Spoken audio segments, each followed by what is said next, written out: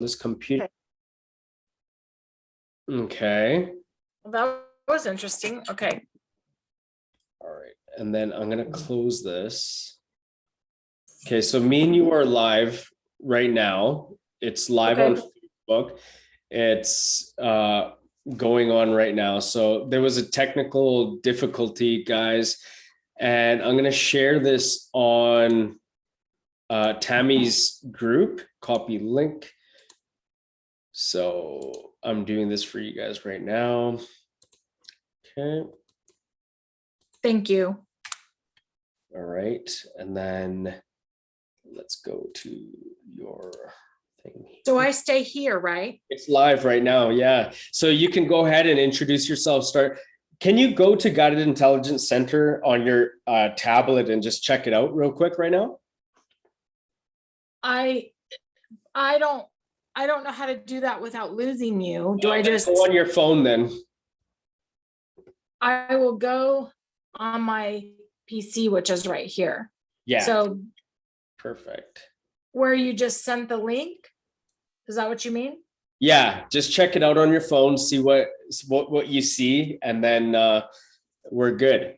And then we can get started. So it's all good. No one's perfect. I mean, mistakes happen, so it's okay. So people should be coming on there. Just keep it on your phone. I'll check it out on my phone as well. And it's actually, I'm trying to. Perfect. Yeah, it's live. Just have to hit play. Okay. I am just. And perfect. Yeah. Okay. Good. Oh. Yeah, it's live. Okay. So. Okay, great. Did you see it? So did you see it on your side? I can see. I just have to push play. Yes. Yeah.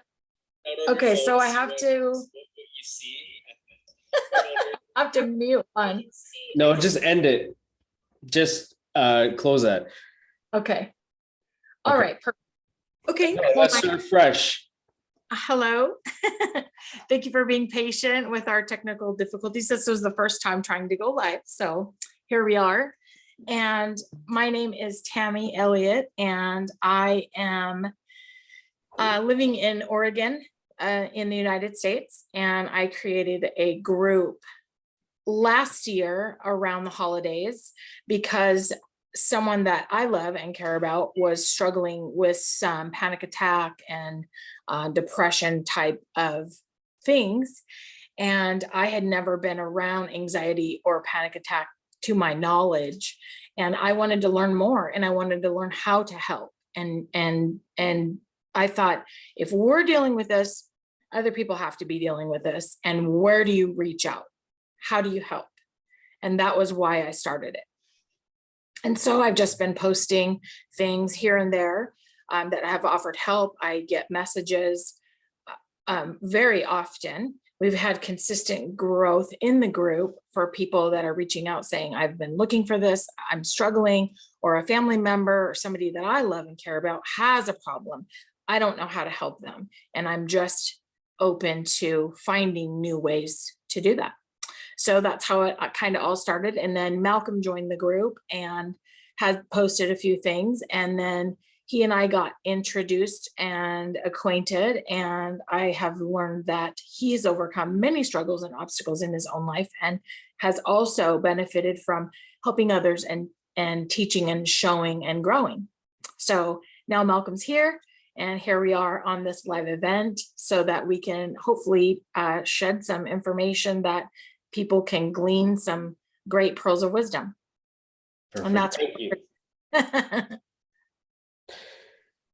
Super excited. Thank you so much. I apologize about that little glitch we were having there, but we got over it. There's no attachments. You know, one thing, you have to regulate your emotions, control, don't chase, don't fear, don't worry, and everything comes together. Okay. So I'm going to minimize this because watching myself talk to myself is weird.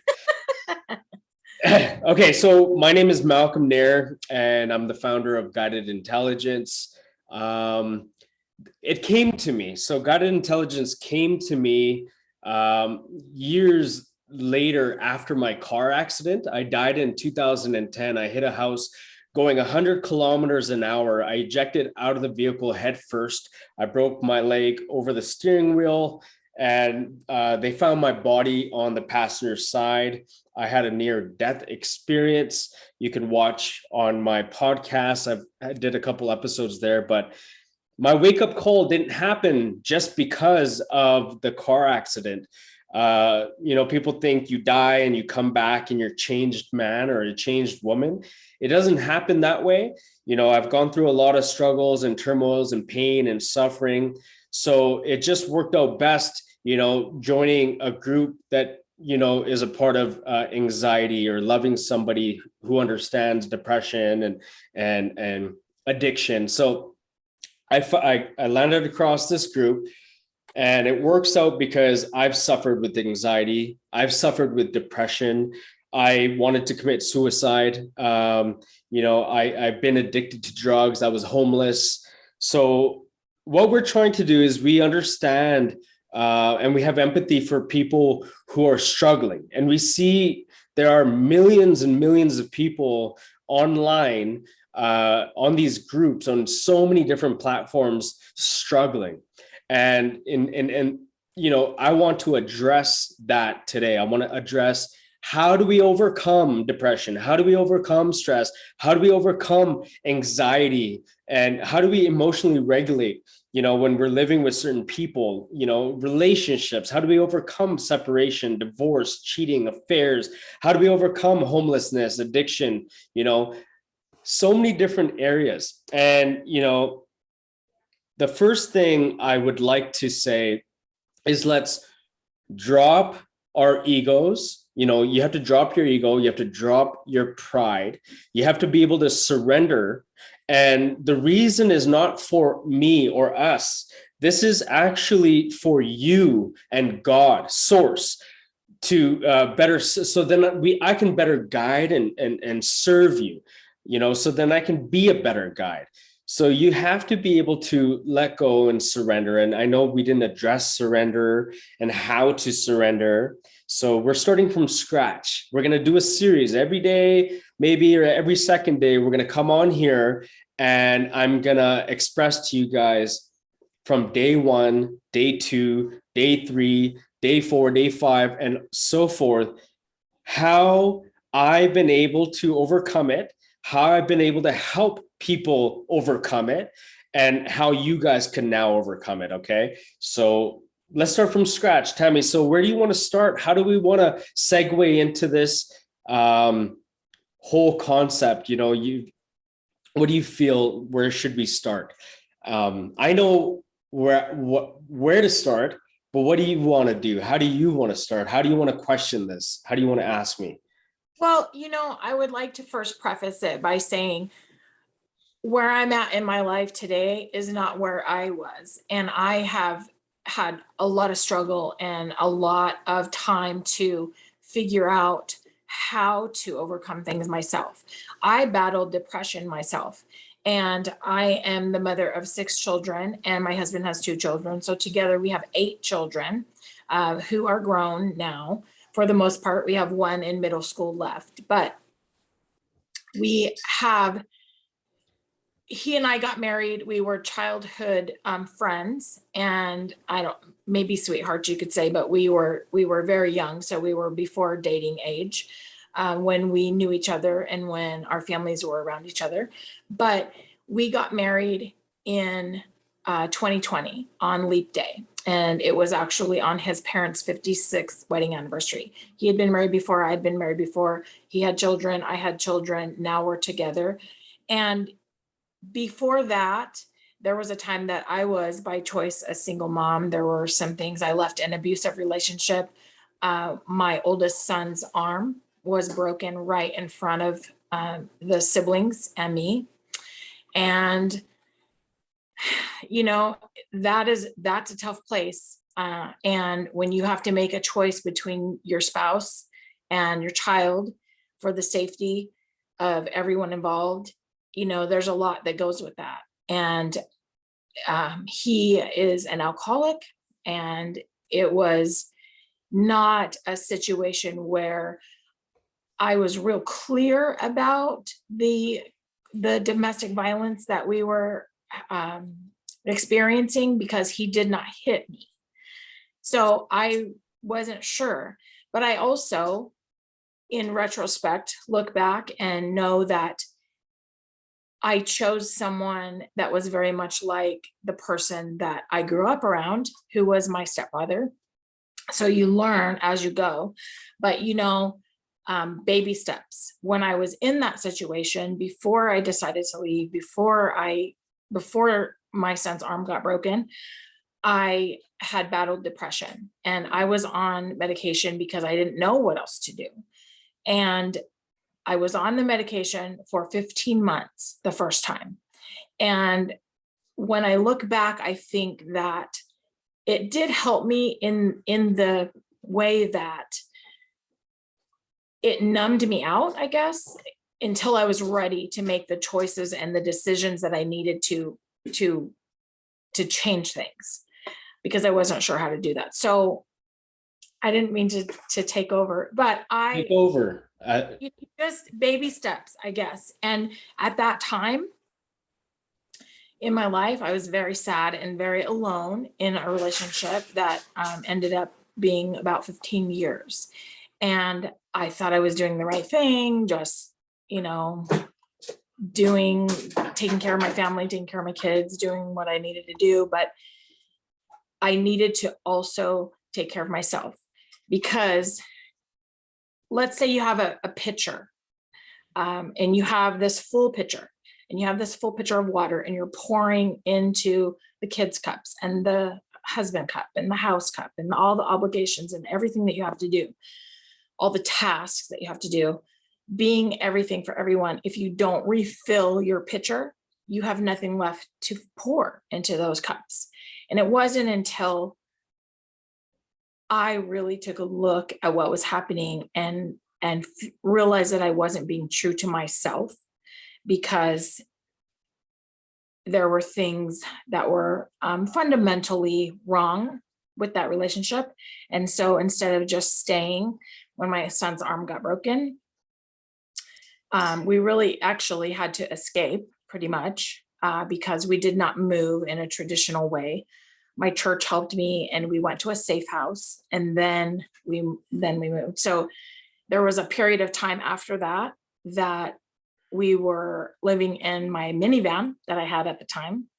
And that wasn't for an extended amount of time, but it was very real. And we were very thankful at the time to have school and work to go to, because we would get ready at whatever gas station bathroom was open or whatever. There were times that we would go to a drive-in theater where we were, and we were in Arizona at the time, because we could stay there all night. And it was scary. It was a scary time. It was a scary place, but I ended up working, at one time I had 3 jobs, but I went back to school, and I just remember thinking it changes your priorities when it's not about, the fanciest of everything, this or that or whatever. The husband that I left made a very good living. And when I left, we had nothing. We literally had the clothes on our backs. And the night before we left, I gave each one of the kids a pillowcase and said, you need to fill this with the things that are the most important to you, because this is all we can take. And so it really was starting over, and we did. And now, that was about, that was in 2006, 2007-ish. And I had to do a lot of work on myself, a lot of work, and finding out who I was. And I think a lot of, maybe sometimes that comes with age. But I knew there was something else. I knew I felt unsettled. And when I started at that time, I would do daily affirmations. and I would write it out. And there was one time where I had Post-it notes and I wrote them all over, and I would say them and say them and say them and say them. Whether it was at the time I was going to go back to school or a job that I wanted or whatever it was. And I taught the kids to start doing that too. And so we would do it. We would say our affirmations, we would do that. And the things that we wanted to claim, I guess, we just did. And it was a lot of work too, a lot of, blood, sweat, and tears, but I really feel like it helped me stay grounded. Yeah. And it was hard. There were lots of hard times, but things are way completely different now. And it's just so much better. So I didn't mean to just. I don't mean it. That's what we're here to do for everybody. Is I think that you did the best thing is to preface it and to, give analogies and examples, because there's people out here in the world that would be like, she doesn't know half the shit that I've gone through, or he doesn't know what I've suffered through. So, let's do that for a long while. Who knows? Maybe for another day, we're just going to share experiences, because this is live and it's going to stay on the page on the group. And then people who come and watch the replay, they're going to be able to watch it, relate, and understand. So then they can catch up and find out, okay, so then how do they transition? How did they fix it? So let's not skip too far ahead and jump into coaching. I know I want to do that, and I will, and we will, but this is actually, come to think of it, this is the right way. So I know a lot about starting all over again. I had to do it so many different times. I don't know where to start, but as we share our journeys, you might go backwards even further to share more stories, right? But let me share like when I was growing up as a kid. So I know that my mom and dad, they were married, when my mom was like 16 or 15, she met him, and they got married when she was 16, and my dad began to become abusive, very abusive. And they moved to Canada, and they had me in Calgary, Alberta, in Canada. And my mom, when she was pregnant, my dad used to abuse her and punch her and kick her in the stomach. I'm not trying to belittle him and nothing. It's all the past, but people grow and change, especially as you age. But I had to do a lot of forgiving work and let go of resentment and harboring the emotions and stuff. But so when I was in my mom's womb, my dad used to kick her and punch her, and they used to fight. They're both not innocent. They're both not perfect. I don't want to get into their personal lifestyles, but this is the narrative. And my mom drank bleach, and then I survived. I was born. I did hypnotherapy one time, and I went back. I regressed all the way back to being in the womb. And I remember feeling cold. I was cold in my mom's stomach. So I came into this world cold and shivering, but I knew I wanted to fight and do more, right? So I understand people wanting to fight and do more, but being enclosed, and secluded and told you're never going to amount to much. You should have died when you're in my stomach. I remember my mom throughout my adolescence, she used to say, I wish you should have just died. You should just get run over by a bus. You should have died in my stomach when your dad was kicking me, so a lot of pent up, plus I wasn't perfect. I was also very aggressive, very abusive, very rude. I used to swear and cuss at my mom. I used to swear like the words like whore and hooker and slut and skank and bitch and all the worst things you can say to a parent. We've been there. And I grew up in the projects, so the low income housings. So they divorced when I was 1 year old, and my mom moved to BC and my dad stayed in Alberta. And every summer holidays, I used to visit my mom and dad my dad 3 months out of the year. I stayed primarily with my mom. And as a young kid, being escorted by police officers and, the flight attendants, and crying and sobbing, and then going to one family to another, and then having that family say your mom's a hooker, a bitch, a cunt, a slut, programming my mind over and over. And this is the reason why you're dumb, you're stupid, you flush your brain down the toilet, you have ripped socks because your mom can't afford nothing, and she's busy sleeping with men. And I just grew up with this. And when I would forget something, it's like grab my ear, hit me, punch me, belt me, whip me with metal spoons, wooden spatulas, or those like dough rollers would get broken on my wrists and stuff, and dragged to the washroom. If I forgot to flush the toilet, you forgot to flush the toilet, you flush your brain down the toilet, you stupid, you're like your bitch mother. It was like constant over and over and over rules and regulations growing up as a child, and then back to my mom. And then summer holidays was over. So it was like rules and like a prison. I felt like, oh my God, I just want to break out of here. And then I would go back to my mom for the rest of the year. And then I remember just being traumatized, anxiety. I had OCD from such an early on childhood. I had compulsive disorder. Like, I also had migraine headaches. My mom used to take me to CT scans and MRIs every week on the week. And I suffered. I used to be paranoid, and I had this ritual going to bed where if I didn't turn on and off the light switch just perfectly, if I fucked up just a little bit, I had to redo it, and I had to turn off the light, go like this, and hop on my bed and like clap underneath me, hop. And I had to do this weird mumbling ritual. And if I didn't do it, I thought the world was going to come to an end. I did that for like 3 years straight. Nobody knew. And I had severe migraine headaches. I thought there was an implant in my brain. And I used to visualize like asteroids and aliens, invasions, and dying. And I would never sleep. So going to school was just, I couldn't pay attention. I couldn't read. I couldn't write. I couldn't think.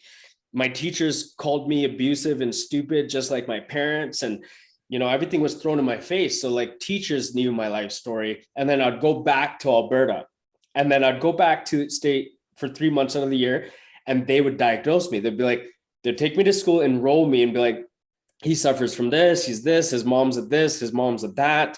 So he needs special aid. He needs special needs. So I was in ESL growing up as a kid. But I was the only articulate speaking kid with people from all around the world. But I was labeled as dumb, stupid, growing up as a kid. So I didn't know how to read. So when I help people, I understand like diversity. I understand people, and this helped me create a chameleon type personality throughout the years in sales and talking to people and building rapport with people. But I understand the emotion, the put downs, the degrading, plus growing up poor, like we had nuns and Jehovah's Witness knocking on the door, giving us clothes and giving us gifts. I remember going to the Salvation Army I thought it was like Disneyland when I went to the Salvation Army, and we would eat that kind of food.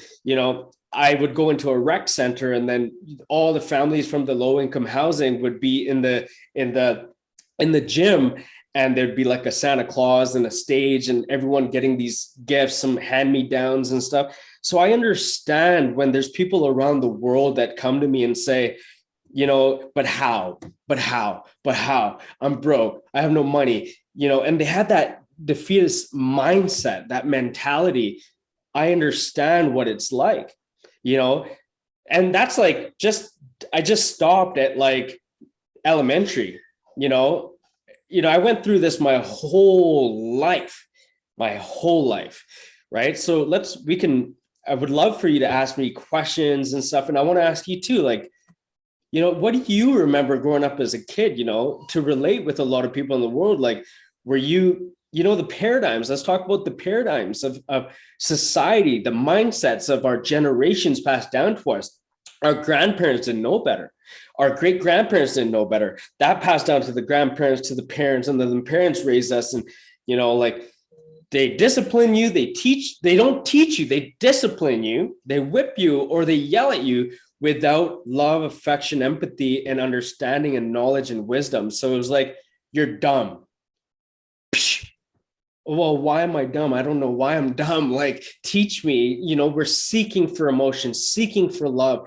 I was brought up with that old school mindset too, Tammy. So I understand the old school mentality where it's like my way or the highway, like I've watched my parents argue back and forth. I've witnessed women being treated like shit. I've seen men being treated like shit. I've had daddy issues, mommy issues. So for people in the world, we're here to relate with you. We want to serve you. We're doing this for you for free. We want to help. We want to serve. So whatever you can get out of it, whatever questions you guys want to ask, whatever specific details that you've gone through, be open. Because if you're not open, a closed mouth will never get fed. You're going to die a victim mindset. You're going to die with your voice, your music, your coulda, woulda, shouldas inside. You wish you could have spoken up. Speak now, right? Or forever hold your truth, right? So talk now. And I had to learn that from a crackhead when I was addicted to crack cocaine. I was addicted to crack cocaine from 13, 14, 15 years old. So I know what it's like, right? To hold my voice inside and then be trapped and not know my life and where I was going. So I was sucked into this world, and I was lost. So I understand people who are addicted and lost and no one understands them. Nobody understands, So let's slow it down a little bit because there's a lot more to share. There's a lot more to touch on when it comes to love languages, religion, race, culture. When it comes to like belittling and when it comes to justification and victim mindset, there's so much that we can touch here. Tammy, do you agree? Like our upbringing, our past generations, the baby boomers, they didn't know much. They lived a hard life, right? They worked hard for their efforts. They just believe in what they believe in, and they raise us to be like, work hard. Oh, don't worry, I've been through worse. Just suck it up. Just keep going. Oh, we don't care. Oh, you're not good enough. Try something else. You'll never amount to be anything. Try pre-med. You can't. You know what I mean? Like I've heard so many stories where mothers and parents bash and belittle their children because they don't know love languages. They don't know how to love and appreciate and respect their children. They don't know how to sit down with their child and be like, well, I'm wrong. I'm sorry. I love you. It was like, do as I say. I'm right. You're wrong. You don't know. I know life. You don't know life. You don't know nothing. Do you want to touch on that a little bit?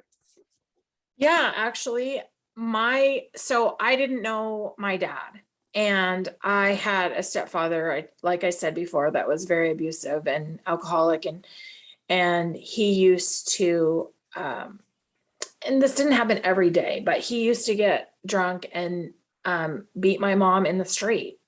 And when it was like habitual adultery all the time. There was always a crisis. There was always something. So for me,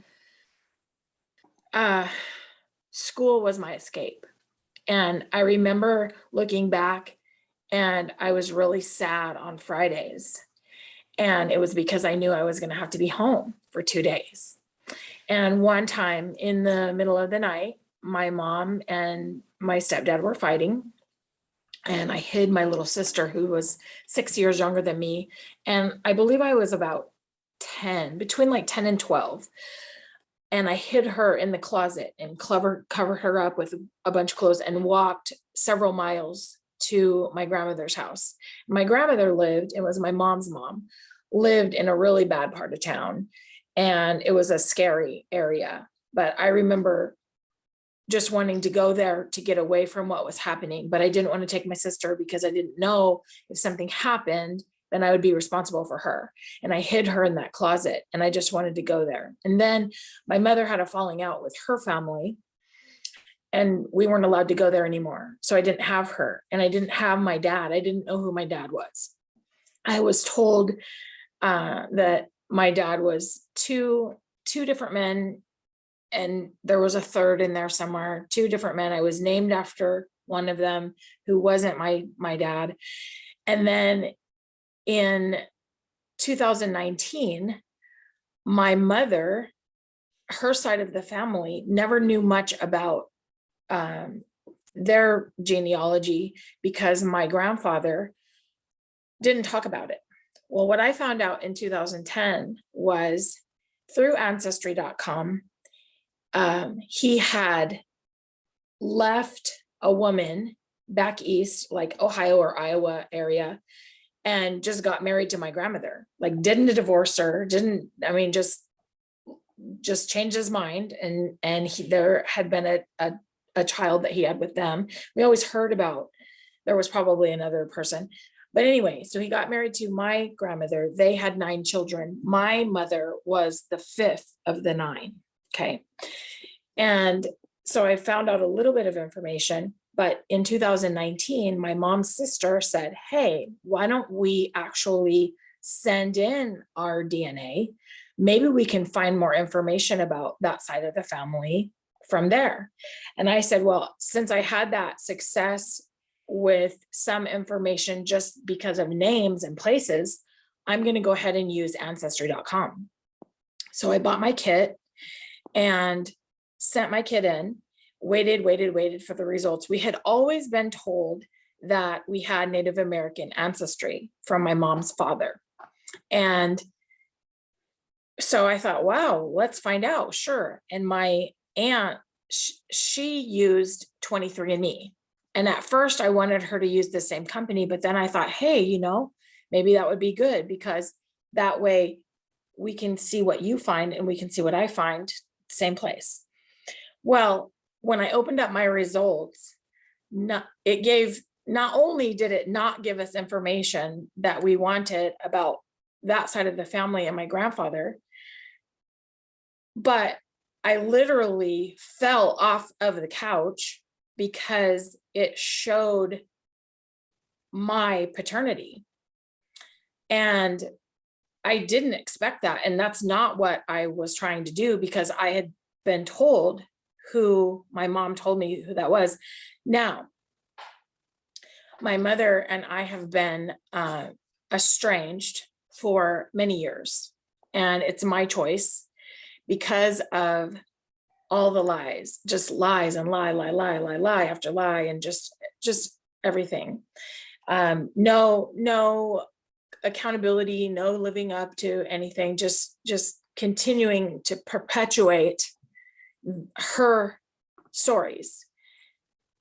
But I reached out to my half sister when I found out who my real father was, and said, ask her if she would care to talk about this or explain this. She's still in denial.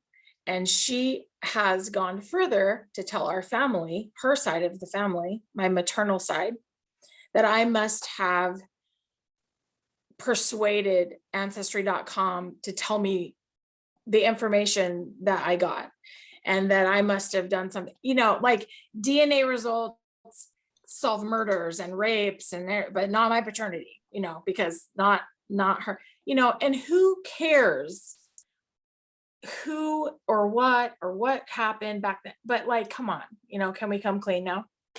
So anyway, when that happened, I didn't know how to navigate the ancestry.com site very well, but I saw and noticed that on my dad's profile, there was a little envelope, and I thought, I'm sending a message. What do I have to lose? And at the time, there was no photo on his profile, just the name. And I just was like, who is this? Oh my gosh, what the heck, Well, come to find out through getting in touch with him, and he wrote back to me within 45 minutes, wow. Which was amazing. Yeah. So I have 7 additional siblings, and my oldest sister and we keep in contact quite regularly. And when I got a hold of him, and it was so wonderful for me, and I didn't realize how much I needed that until that moment, Do you because know and do you feel when you're around them or when you see them that they resemble you or they are your blood? Like, oh is my God. Oh my yeah, God.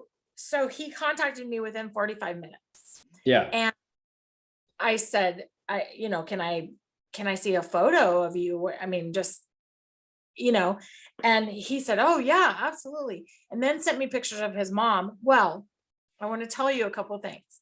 So my mom's family, I don't look like them at all. And my mom's mother was Swedish, and her father, we thought, was Native American, and that was not true. But anyway, I don't know if you can tell, but I have a space between my teeth. And Okay. I've always hated it. And I Yeah. have this widow's peak. Okay. Right, No, right. no, I used to pluck it out when I was a kid because I hated it, because I didn't look like anybody. I didn't know what that was. When my dad sent me, so we started emailing and sending photos, and we talked on the phone. I look like his mom, but he has a widow's peak, and I got the space. My teeth are exactly like his, which I'm really glad, because my mom's side of the family didn't really have good teeth. So at least I got that. Nice. But it was really nice to be able to know who I was and where we came from and what nationality I am and where, but then when I got pictures of the siblings, I look just like their family, just like them. So how does that make you feel, like coming back to maybe there's someone out there that can relate with this estranged, distance, and like, what does this make you feel like? It was very healing for me. Yeah. And I said, like, I really didn't, because I was a big girl. I was, it was 2 years ago, and I didn't realize how much that impacted me until I had that. And I cried ugly tears. I cried and cried and cried. Not sad, but just like to not know who you are and not know where you come from and not know. And, it still bothers me a little bit that my mom just won't come clean and won't talk about it, but it's no different really than any other time. So I really didn't, she wasn't really that much of a mother. So I really didn't grow up with a mother, didn't grow up with a father. And I had an aunt of mine, one of my mom's sisters, a different one, than the one that wanted to do the DNA test, that we were very close, but she passed away in 2002. And so that was really hard for me. And back then I really felt like my mom passed away back then, because she was that. So when I was experiencing all this other stuff, and I gravitated to, one relationship to another, because I wanted to get out of my house. All I wanted to do when I was in high school, and I was very good in school, good grades, but I also worked. And my mom kicked me out of the house because I got a job, then said, you can come back if you pay rent. Well, I was waitressing, and I wasn't 18. Between 16 and 18, I was waitressing and still going to school. And she made me pay $50 a week to stay at home. And I also had to, buy my own toiletries, buy, whatever, my lunch at school and that sort of thing. Well, through that bad stuff, it made me stronger. But at the time, it was really bad and it was awful. And I found out when I was in my 20s, my mid 20s, I would say, that her mortgage was like $300 a month. And I was paying $50 a week to stay at home. And I was like, just that bothered me, because, you're supposed to support your kids and love them and help them. But she didn't have the ability to do that. And I mean, I know that now. I get that. Does it still bother me sometimes? Sure. But I do know that the adversity that I have faced has made me who I am today. And without those adversity issues and challenges, maybe I wouldn't be strong. And with that being said, there are days that I've had and that I still have sometimes, I don't want to be strong. I need a soft place to fall. I need to be, and I do have that now, but there were times when I didn't have the option, and you just have to suit up and show up and do what you have to do. That's right. And that is what I clung to.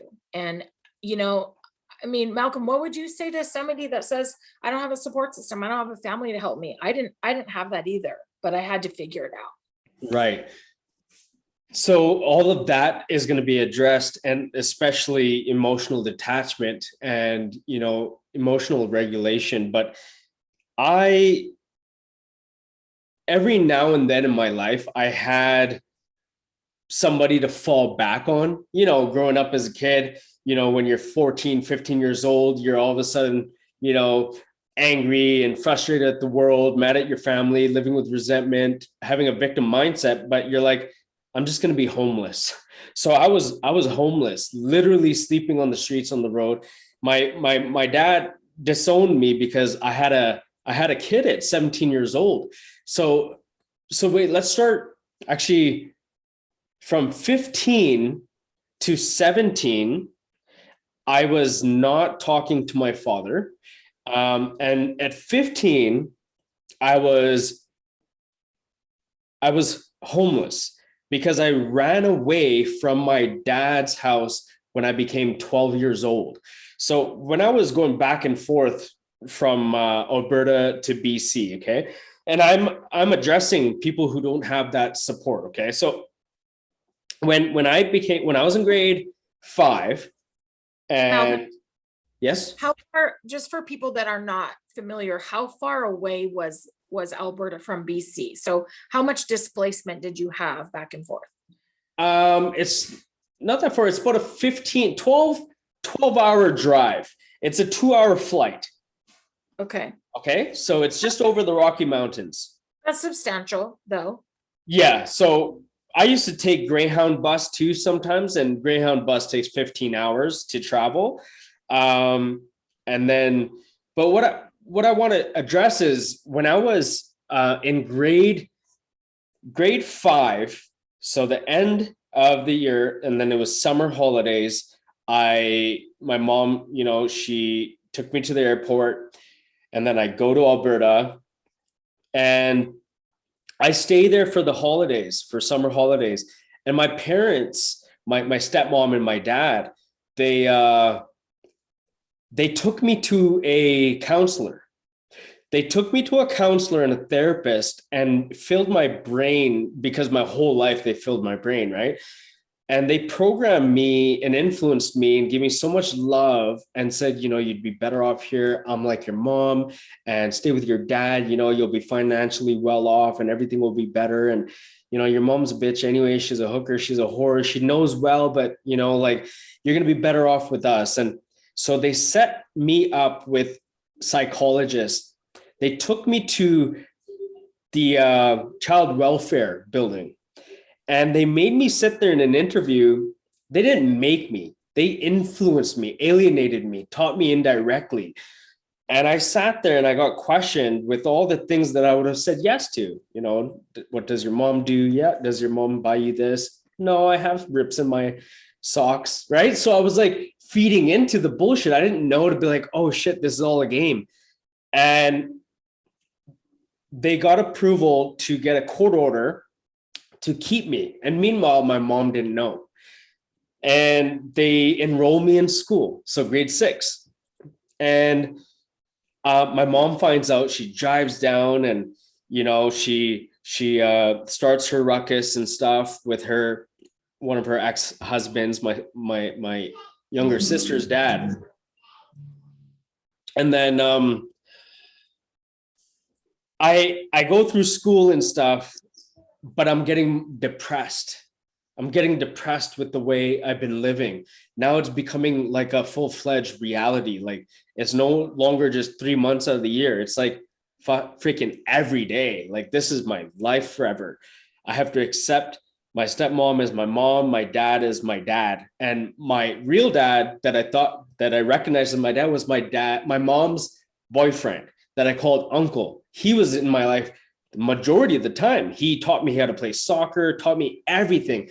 I'm not discrediting my dad. My dad also throughout the years was in my life and took me to soccer games and stuff and watched me become most valuable player, most important player, get my trophies and stuff. So I've had many dad figures. But what I'm trying to say is when I was 12 years old, in the beginning of grade 7, I left. I dropped out. I walked through the field all the way home. And I contemplated because my mom was with this new fancy, rich, awesome bodybuilder boyfriend that was proposed to her. And she's like, I'm getting married. I'm so happy. They even drove down and made me see them in their new truck and all this kind of stuff. The glamour, right? 2 Rottweilers. And I'm like, whoa, my mom's really changed. She has this new man and everything looks good, right? And I ended up, so I get we're sharing stories, right? But it's the only way people are going to relate with stories. This is how I got insights and perspectives is through stories. So we're going to touch on so many different stories, but we're going to transition this to how to heal, how this relates to your life and how to get over anxiety, depression, and all of the emotions and feelings and everything that we're struggling with in life. And it's getting there. Okay. This is just day 1. Okay. So I end up falling for that image, and I ran away from home. We planned it out. My dad's at work. My stepmom, she's getting ready to go somewhere and I'm downstairs and she's coming down to check up on me. And she's like, hey, you want to come to the doctor's with me or whatever? But I think she knew because I found out years ago that the phones were tapped. And I think she kind of had an idea of what was going wrong. But besides that, she offered to take me to the doctors. And I'm like, no, it's okay. It's okay. Because I had it planned, like meet at the catwalk and then have your suitcase packed up, meet at the catwalk, meet us there. We're going to go, boom, right? She left. I go downstairs, I start packing and I end up going to walk to the school, to the principal's office, calling for my ride. So my mom and her boyfriend left, they just came to show me off, right? Show off and left. And the plan was meet at the catwalk. You're going to meet this driver, right? So I met this driver and I run away and I kind of backlashed on my dad, not without thinking about life. We don't think about how things can affect, the destination of our life, how things can unfold. We don't think of the circumstances and then things get thrown back on us, right? Like as a child. And then we live a victim mindset, because we don't realize what we've done and we just hear the turmoil. What we've done to our parents, what's happened, what impact has happened. We don't realize. So as you can imagine, like a parent, going around in the streets looking in dumpsters, apparently that was a story he told everybody, that he was crying. And then I'm in BC, smoking weed, hanging out free, away from the prison and the boot camp lifestyle, right? I drop out of school. I barely did good in grade 6. My education was all the way up till grade 5. And then grade 6, barely, grade 7, barely. I left grade 7, didn't do the full of grade 8. Grade 9 comes around. My mom finally puts her foot down and says, hey, you got to go to school. All the kids are going to school. What do you want to be, a homeless bum your whole life? And I go to school, but I'm obviously like rebelling at this point. I'm like, oh, freedom, fuck you, fuck this, free life.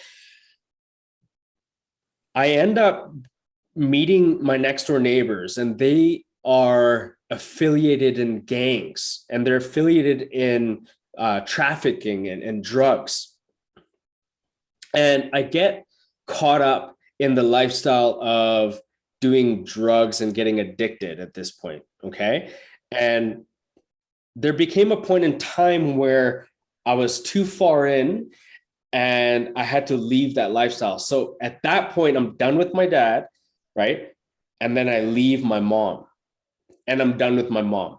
So then it comes where there's no support.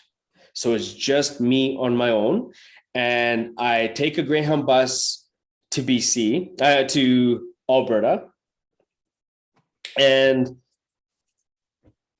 I end up living with like a room and board with ex-family, this ex-family, my stepmom's daughter.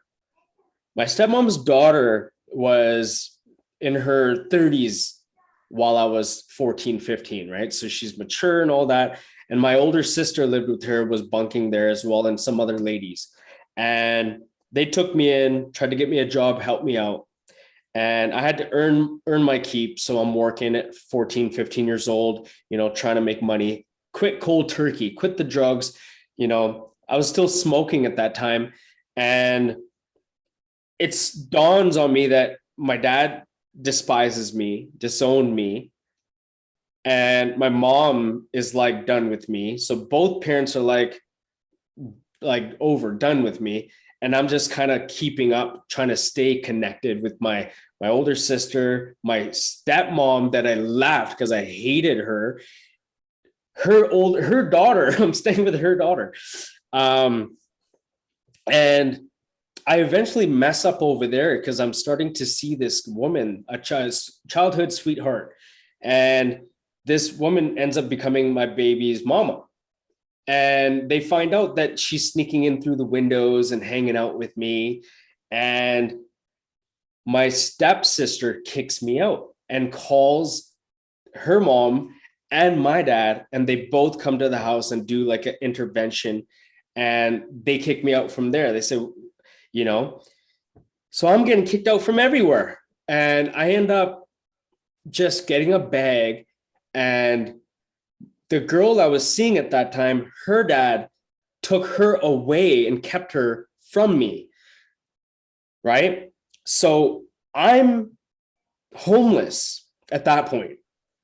And I have a backpack on my back. And in Alberta, it's like winter is crazy in the Rocky Mountains. It's cold. And I'm just walking around and just getting used to being homeless. Right? Like literally, my mom was in BC. My dad lives with my stepmom that I ran away from like years before. Like, what do they have to do with me? Anytime I did call, like, what is it? What is it? Like such done, disconnect. And so I'm embracing being homeless. Going into the details would be a lot longer story, but long story short, with the homelessness is I had nobody to depend on. All I had was me and my voices inside, and one thing that kind of kept me going was I always had a hope and a will and a desire to push through, to keep going. And the times I wanted to give up, yes, it hurt, yes, it was daunting on me, and it was a big struggle, but you have to know at the end of it, don't give up. Don't give up on yourself. Never give up. And I didn't give up. I just kept going. So I would go to a shelter.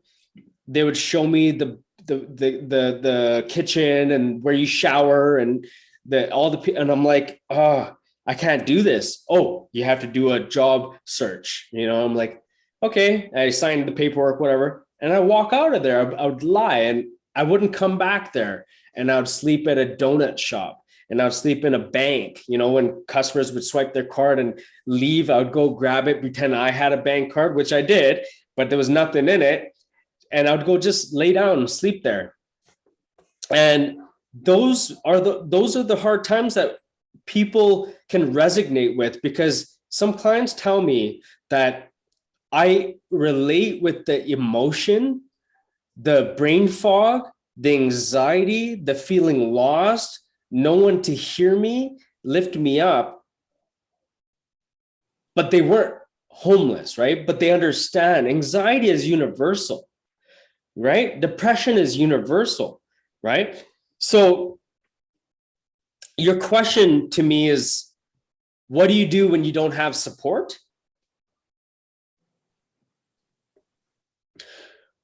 I put steps together. Okay. I put guidelines together. I put a course together. But years went by, like you went years without dad, right?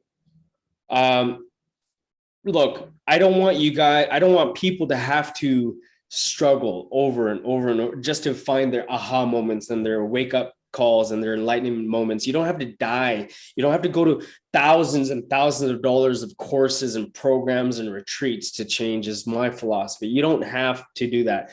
So what you can do now, is you can learn to change your habitual rituals. Whatever you're doing now, you gotta realize that it is all on your shoulders. You're accountable for your own actions. So if you wake up depressed, right, you are in control to say, hey, where does my subconscious lie and my consciousness begin? When am I aware of my thoughts? I'm having these thoughts right now. Okay, I understand. So the steps I would say, write this down if you guys want to write this down, but you have to say, hey, how do I feel right now? Okay, I feel like shit. I feel lost. My mom, my dad doesn't understand. My mom does. I feel like a loser. I lost, right? Whatever your emotions, whatever your feelings are, how do you feel right now? How does it make you feel? Angry, pissed off, right? That's the first thing. You think of it all the emotions, all the feelings, bring it up. And you say, okay, I understand. I understand that you feel low right now. I understand you're talking to yourself. I understand that you feel depressed. Do you know why we're doing this, guys? Is because your ego, your subconscious mind is egotistic as hell, and it wants you to love it. When you dismiss it and you're struggling without surrendering and giving it to God, you're holding on to so many emotions.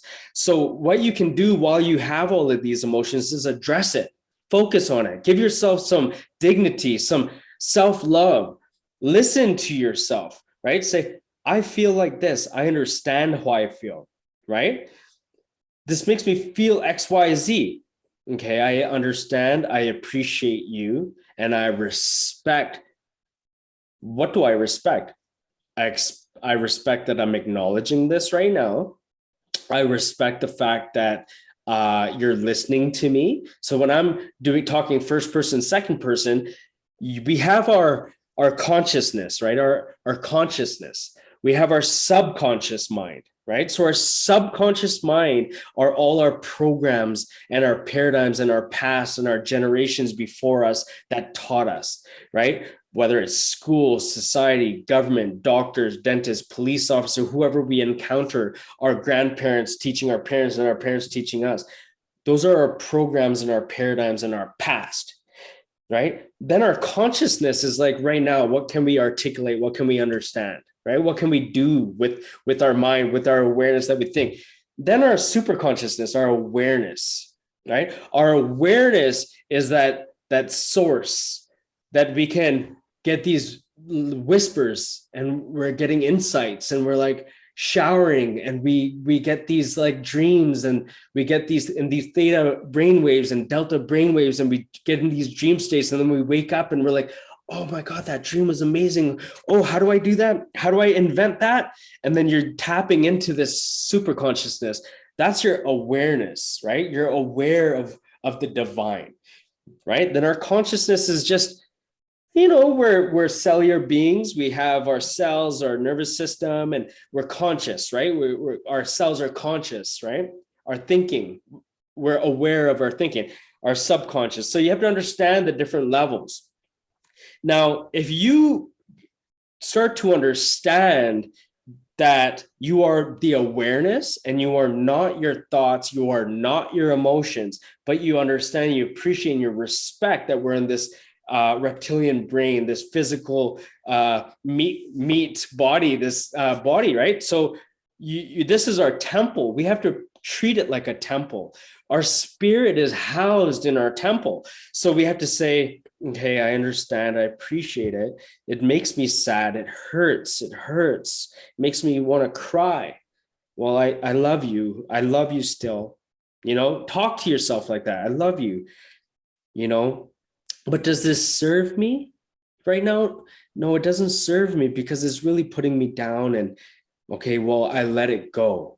So what you've done there with one thought, you have maybe 5, 10 thoughts, choose one at a time and do it to each thought. So then you're done with that exercise.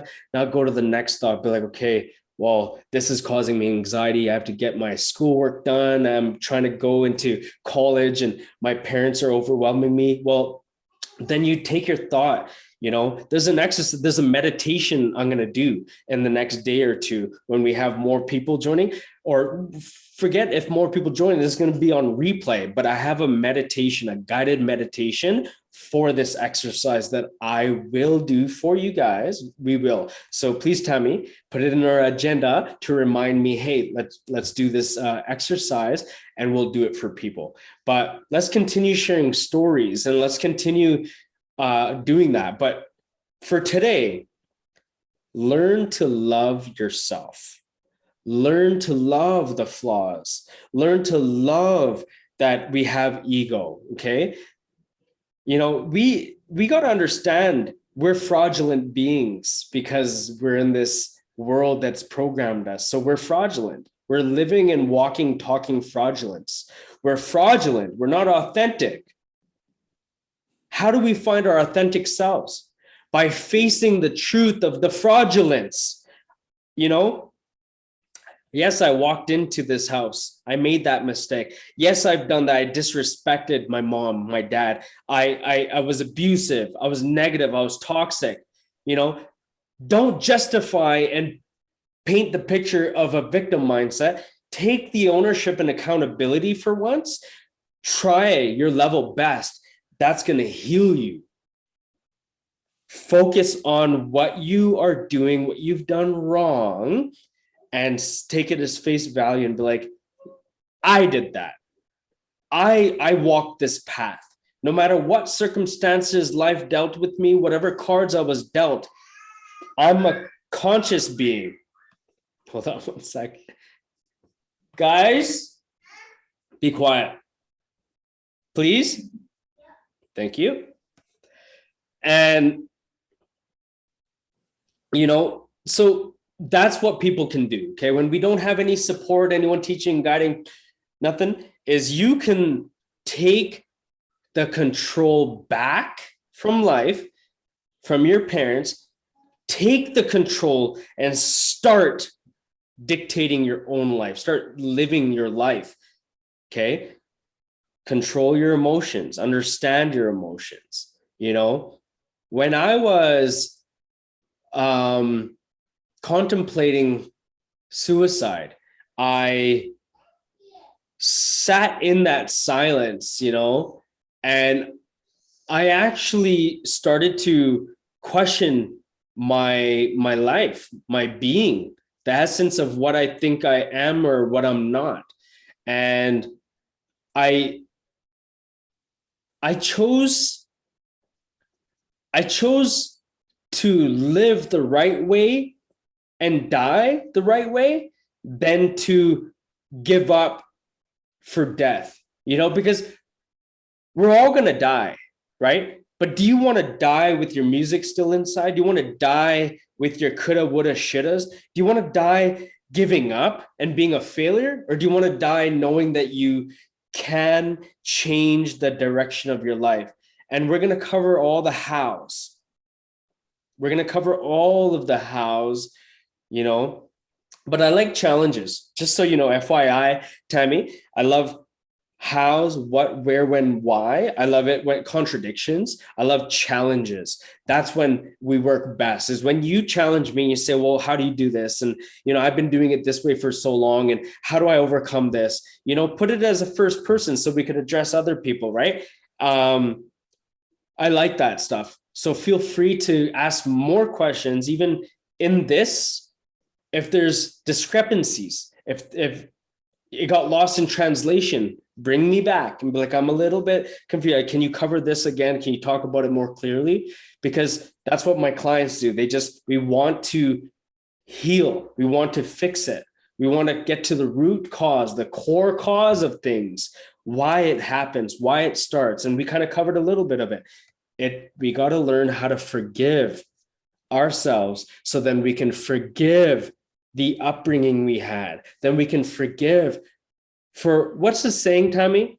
For those who did not know better, or, you know, it's a biblical thing. Like for those who didn't know better, you know, you can't, don't condemn, don't crucify.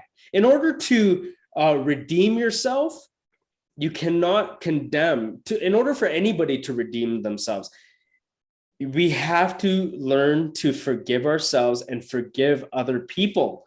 You know, if I wasn't giving a second chance, if I wasn't given a second chance to come back to life after my near-death experience when I died in 2010, I wouldn't have been able to redeem myself if I was condemned and crucified, right? So we have to learn to move on. We have to learn to send love to that rapist, to that molester. And just to give it perspective, I was raped.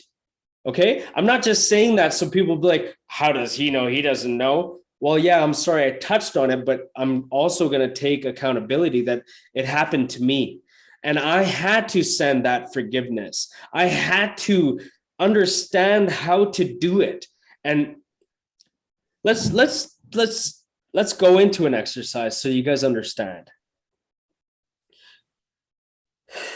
Okay.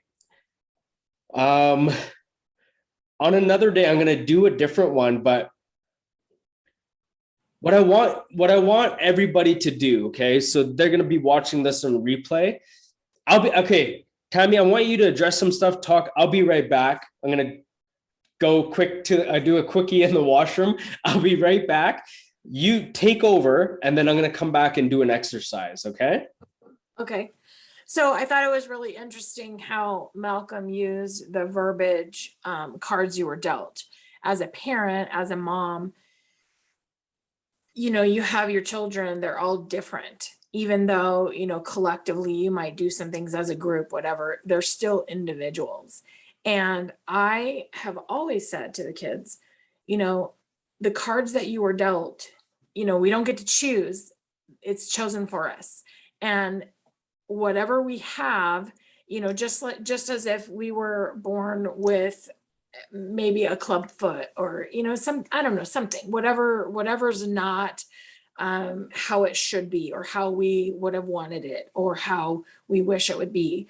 That's what we have.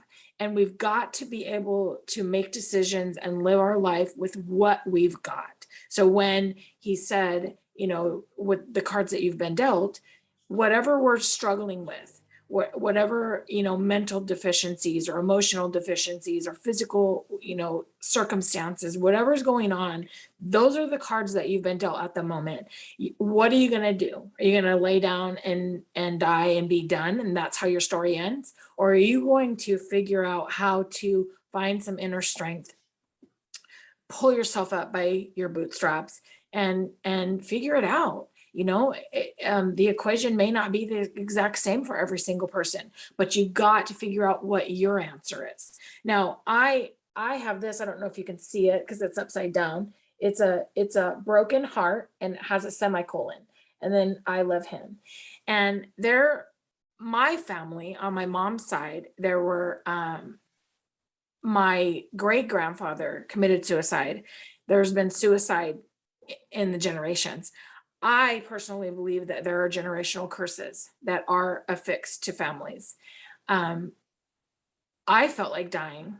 I didn't want to live anymore, but I didn't want to do that to my children. I didn't want them to have to live behind the shame.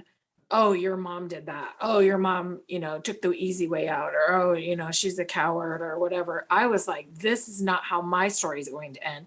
And for me personally, I'm not real religious, but I believe that there's God, and I chose, because I really didn't have parents, I like to believe that I do have a heavenly Father and I have a creator that chose me, that despite the cards that I was dealt, said I had a purpose and I wasn't done yet.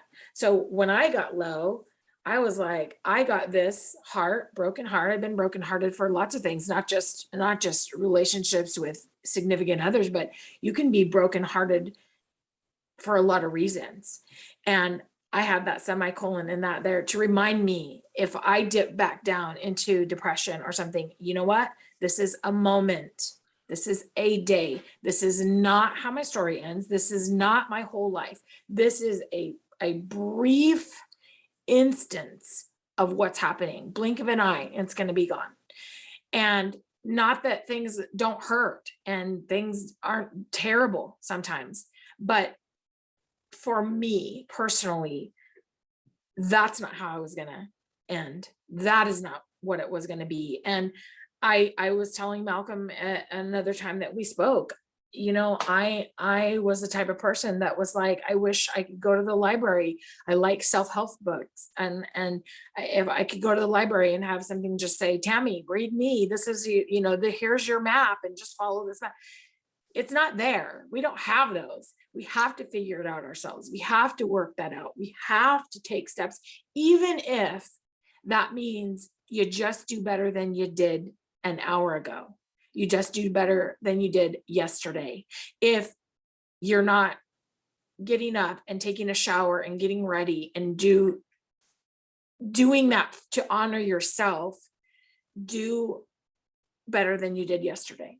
Do better than you did an hour ago, because it's baby steps until you get stronger. When we're born, we don't come out of the womb and handed a fork and a steak knife and we eat steak. We don't do that. We are fed milk at first because that's all our body can handle. And we grow. And as we grow, things get added. And that's exactly when you're healing. We want it to be instantaneous. We live in a society where there's instant gratification. We can go fast food. We can, get anything downloaded on the internet. We don't have to go to Blockbuster and rent a VHS tape now. We can stream it right on our phone, right on our computer, right on our TV. There are things and there are times that you still have to be patient. And patience is one of those things that's also grown. It doesn't happen right away, and it's little at a time. And there are just some natural laws in nature that it doesn't matter what year we're living in, doesn't matter what, they're going to just be. And so there are times when maybe we're not finished with some work. Maybe we have to take a test again because we didn't fare well on the last time around. I don't know. Everyone's different. But what I know is, for me, I didn't want my story to end like that. Because, when someone dies and you look at a headstone and you see a date of birth and you see a date of death and you see a dash, I wanted more for my dash. I wanted to know, even though I didn't have parents, even though I didn't get dealt the best cards, even though, what was I going to do with it?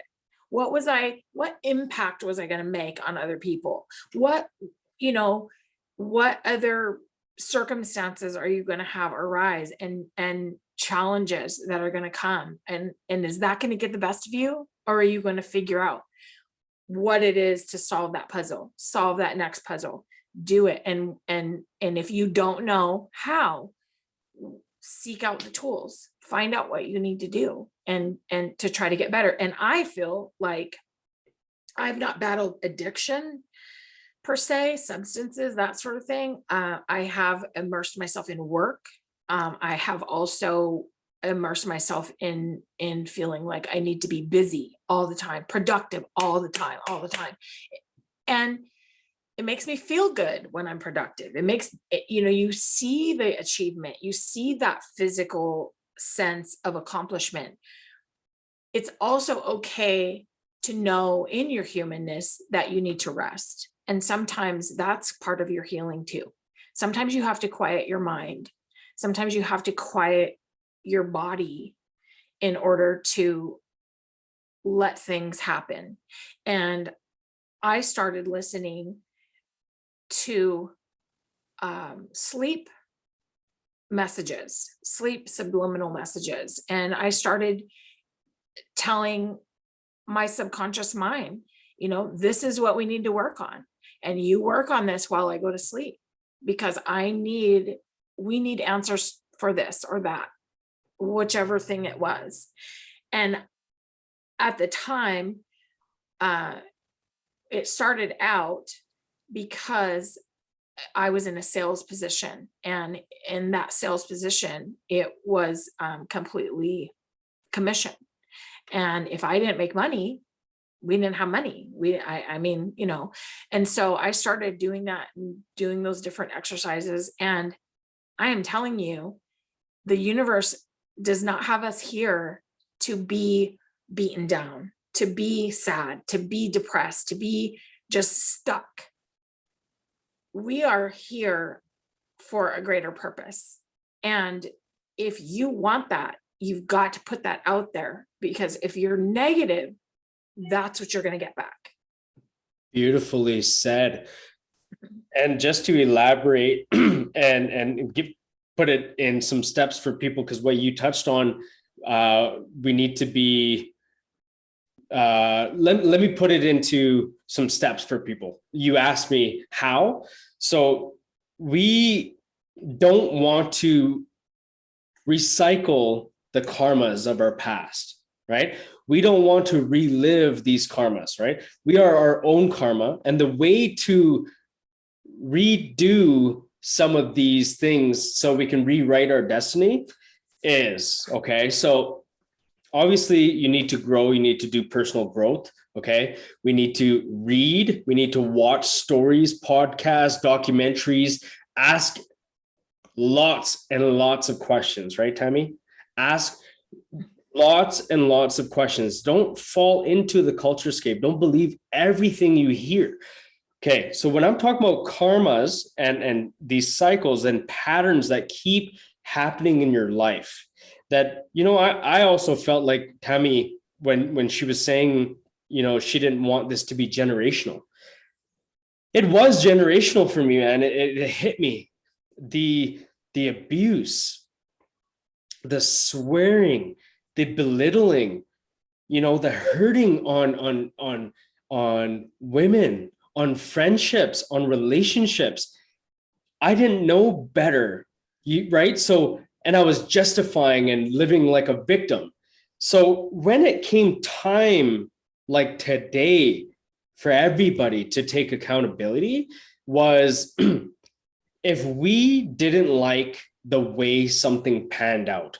So for example, you slip up, you're having a conversation and your ego comes up and you blurt out something, or you say something negative to a friend or a partner or a family member. What you can do is wait for the same type of scenario to come up again and be aware that you're doing this as a what do you say? You're doing this as a, not a routine, but you're doing this strategically. Okay, you're strategically trying to do this on purpose. Is you have another encounter and you build that will to endeavor the pain. If someone is daggering you, pushing your buttons, poking at you, you hold it in, you keep your awareness there, you breathe in and say, okay, this is coming up right now. I'm about to say, shut up, be quiet. But you don't, you stay, you be comfortable being uncomfortable. So try your best to wait it out and do better the next scenario. What that's going to do is build more strength in you, more confidence in you to do better the next time. So the more instances you do, the better you'll get. So for example, if I had a falling out, let's use one of my kids, for example. If I kept having the same behavioral trait, get out of here, leave me alone, I'm trying to work. The next time I'll be like, okay, I'm about to have the same reaction. Oh, yes. What is it? How can I help you? Like, try, because the more you try, okay, the more that you do things that make you uncomfortable, right? Something that is not your norm, okay? You are not used to changing your personality. In order to change your reality, you have to change your personal reality. And to do that, Dr. Joe Dispenza speaks about this. He's the one that speaks about this. But when I discovered this was years before I knew who Dr. Joe Dispenza was. I had to create a new personality. So I had to be different. If I was always frowning, waking up negative, I had to smile and wake up positive. But my brain would be like, what the heck are you doing? And you'd be like, when your subconscious mind comes up and it's about to tell you, you know, what are you doing? We're used to doing this. You tell it to shut up. You tell it to be quiet. You work for me. You work for me, not the other way around. So you're reprogramming it. You have to rewire. When all these personal growth people say, wire and fire, change the signal, send new signals to your neurons and change the patterns. You got to put in the work every day. You got to take accountability. You got to watch. While Tammy was talking, I wrote these things down. You got to watch a lot of content, watch a lot of stories, search people who have anxiety, who are coaches now, who have changed their lives, changed the patterns, changed the direction of their life. Listen, you got to ask a lot of questions, okay? And this is what you have to do. So Tammy, you asked, what do people have to do when nobody's guiding them? Guide yourself. You got to wake up in the morning. You got to make a decision. You have to sacrifice. If you sacrifice, so if you want to sacrifice having a better life, right? It's for having a worse life. So if you want to keep having a worse life, keep living the same life you have today, take a good look in the mirror and look at what you're doing, right? Do you still blame? Do you still hold resent in your heart? Are you still hurt from the trauma, right? So what I want to do is I want to do a real life guided meditation. Are you willing to be vulnerable enough to say a certain area that you want me to guide you on or something, Tammy? Is there something that you're willing to expose about a truth that you're feeling? You know, you did mention, you know, I'm not perfect. I still have these feelings. I still like feel these feelings. Let's pick one and let's use it. Let's use it as a guinea pig. So what is it that you want to heal or overcome or let go of right now? What are some emotions and feelings and thoughts and doubts and scarcities or some real life things that you want to use me and leverage me right now? We'll do it. Well, before we go into that, let me tell you what I call that is living deliberately and making choices to choose to do that. Because what you were talking about and our brains and our habits and our experiences, we have synapses, you know, going on in our brain, the messages that are being sent, but we also have pathways, because when we have a thought that we've had before, and we react the same way, it's the same thoroughfare, if you will, the same avenue that you've gone down. So you have this thought, you have this reaction, your thoughts become your feelings, and your feelings dictate your actions. Yes. And if you do it the same way, it's that same, worn path, because we tend to be creatures of habit, right?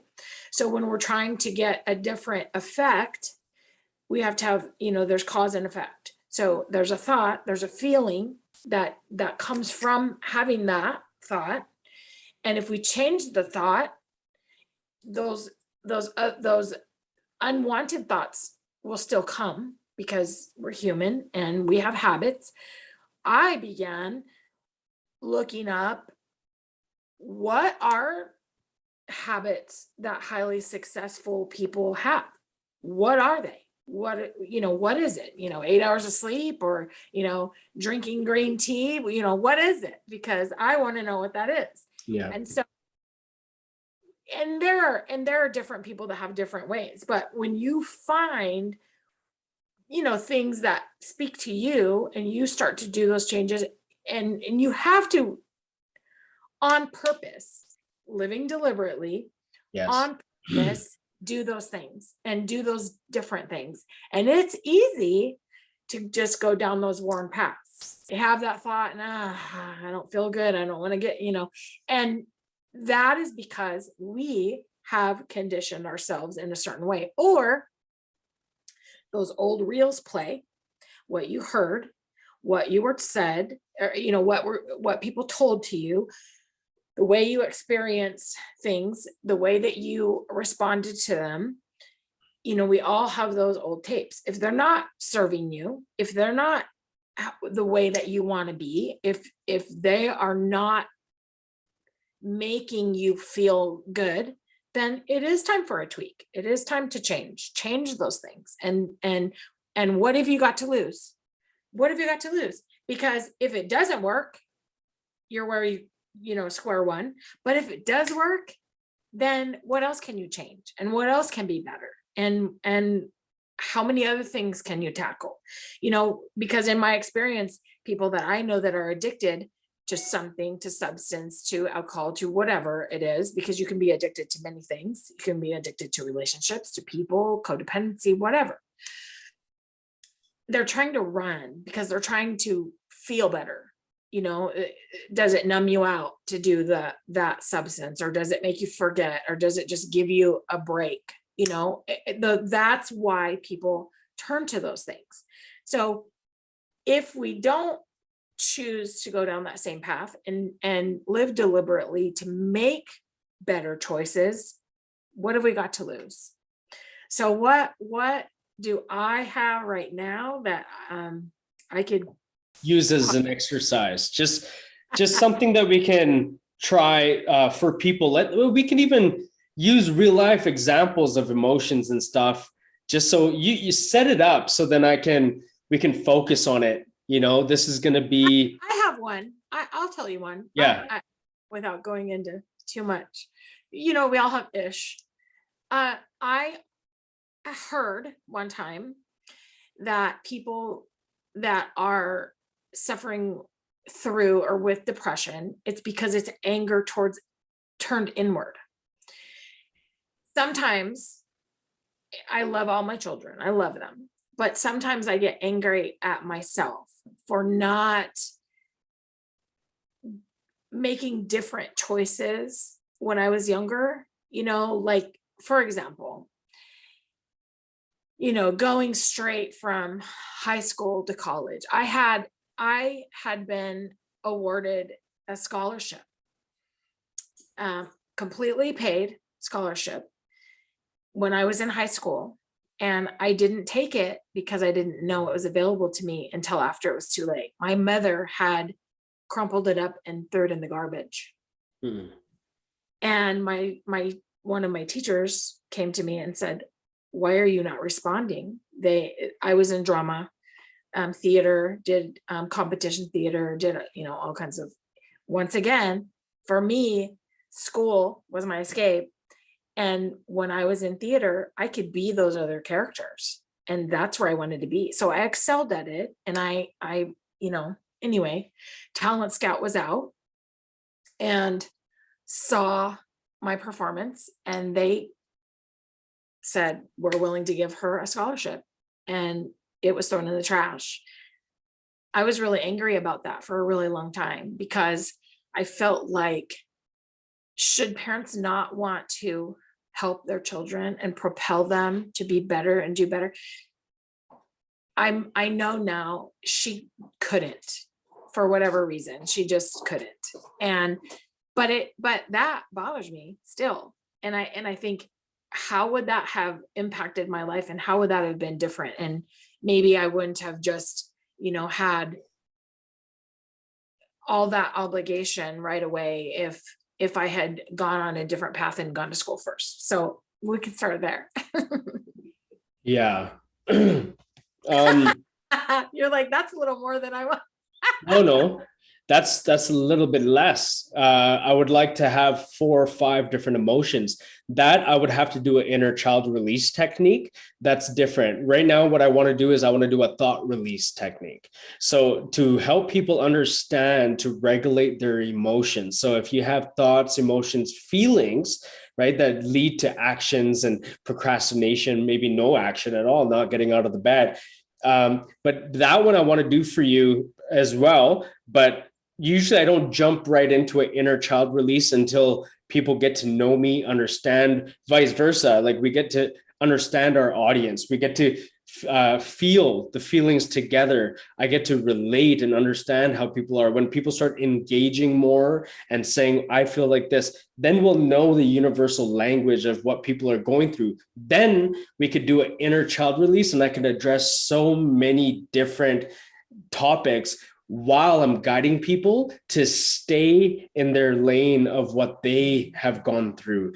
This thought release technique, it's more, okay, I still feel resentful. So maybe we could use resent, right? We could use, emotion of, what coulda, woulda, shoulda, my life could have been different. What does that make you feel like, Tammy? At times, not today, not right this moment, but at times I've been really angry at why did I get dealt the cards that I got dealt? Why? And when you realize that doesn't do anything, and it doesn't change anything, it doesn't help you, either you're going to just stay angry and stay stuck, or you're going to get past it. I don't know. So, I mean, I was angry. I was angry about things, and resentful is accurate. I would say that it's very accurate. Resentful. Okay. But I do know that ultimately what happens is, where you put the work is where you're going to succeed. And I've been pretty successful in whatever I've done, any venture that I've had. I'm you don't know, but I have different accolades and stuff, and I know what I focus my energy on, it comes to fruition. Things come, but I mean, about that subject and about some of those subjects, yeah, resentment and anger, yeah, for sure. Okay. And then also I want to touch on reprogramming the subconscious mind. Doesn't have to be hard. The patterns you're saying, and the way you're beautifully explaining how we have to deliberately do the work. So the work, when you want to do it on purpose, is basically when your subconscious mind is saying, so what's a narrative your mind's constantly always saying to yourself? I'm not good. People say I'm not good enough. I don't feel good. I have brain fog and I have anxiety, right? We say that, like, I have this, I got that, and my mind is like this, or I am like this, right? So whatever it is specifically for anybody out there, find the opposite and repeat it 5 to 10 times. As that negative one was about to come up, you recognize it with your awareness, and you don't let it completely come up for you to articulate it and say it out loud. You shut it up. When it's here, you shut it up and you start affirming 5 to 10 times over and over and over till this one thing rewires to that positive affirmation. So next time you're sitting around, it comes up and says the positive affirmation instead. That's how you rewire. Do you know why? Because our universe, I was watching a quantum science, some science and some research that was being done about dark matter and negative energy in the universe. And this relates to all across the realm, that dark energy is everywhere and we don't know how to tap into it. They're tapping into it now. They're utilizing, figuring out how. I've tapped into it. No matter what negative circumstance you or I have had, we still were able to dig in deep and use that energy to find fulfillment or to conquer something or to get those sales, right? Like if we're going through a divorce or a separation, we're like, it stresses you out, you lose sales and the week goes by and you're like, oh, I'm going to change it. I'm going to use this to do better. So you can do better, right?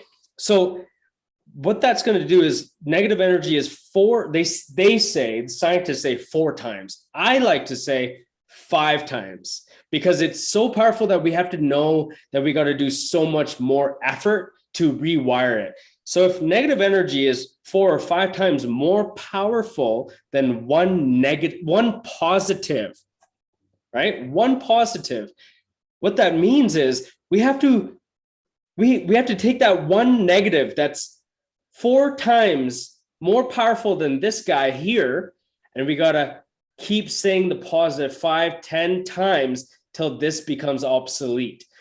And it's like so easy. It's not even like a technique. It's common sense that people don't want to do. We know we're living with stress and thoughts and fear and doubts and problems that we don't want to sit there and take our thought and focus on it and be like, no, I'm gonna deliberately become a better parent, right? I'm gonna start smiling, treating my daughter with more love and self-care and respect. The son that I used to slap and say, get the fuck out of here, I'm gonna say, I love you, come here, I was wrong. I'm your father, I'm wrong. This is how I parent, okay? I bring my kids close to me and I hold them and say, listen to me, I'm wrong. I was very wrong. Please tell me, don't say it's okay. Tell me I'm wrong. Teach me, you're right. I should never talk to you that way. You're great. You're intelligent. You're amazing. You're smart. And you deserve my time. You got to talk to your children.